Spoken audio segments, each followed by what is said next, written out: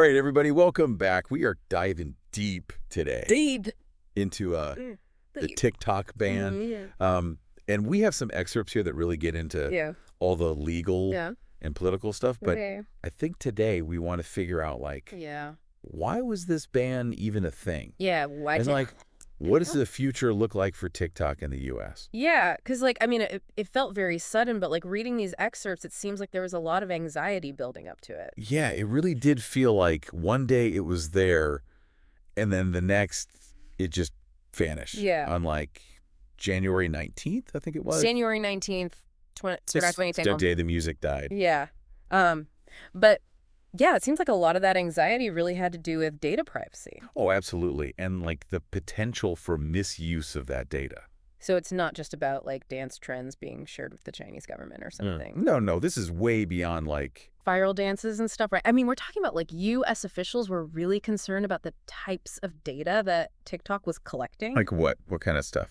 Like geolocation data. Oh, wow. Browsing history. Okay. One of the sources even mentioned concerns about TikTok's algorithm and how it could be used to basically identify and target individuals with, like, very specific propaganda. Oh, wow. So very tailored to get a little scary. Yeah, a little Big Brother-ish. Yeah. Right. So that does kind of paint a picture as to why this ban seems so drastic.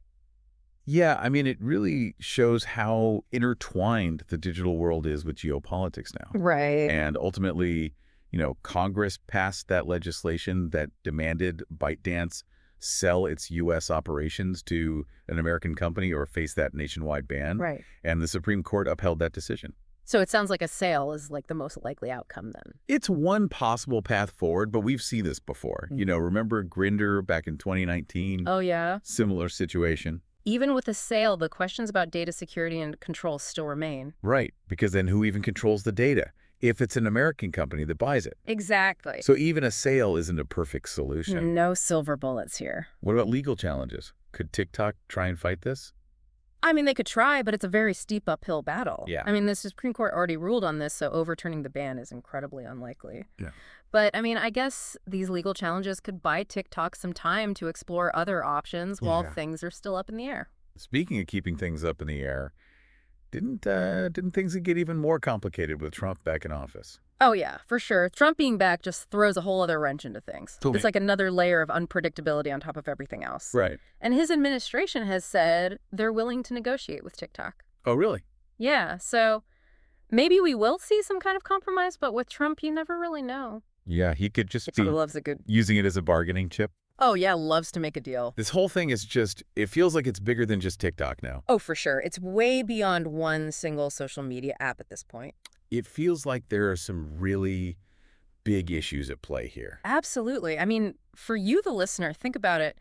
This situation brings up so many questions about digital privacy and security in this world where everything's connected. Right. It also highlights how tense things are between the U.S. and China and how that tension is spilling over into the tech world. Exactly. And then on top of all of that, we're seeing just how powerful these social media platforms are, not just in our culture, but in our politics, too. Kind of wild. Yeah, it's a lot. All right, well, let's recap real quick. Okay. So the ban, which was driven by all these national security fears, happened really fast. Yeah, nobody saw it coming. And now we've got these possible futures for TikTok, each with its own, like... baggage. Yeah, its own complex roadblocks. Yeah. But this isn't the end of the story, is it? No, not at all. The real question is, if and when TikTok does come back to the U.S., what will it look like?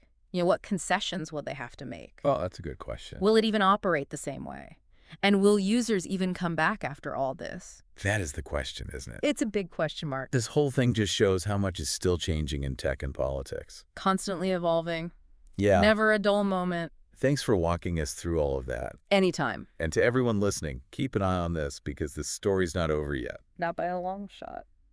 We'll be back next week with another deep dive, but until then... stay curious. And we'll see you all later.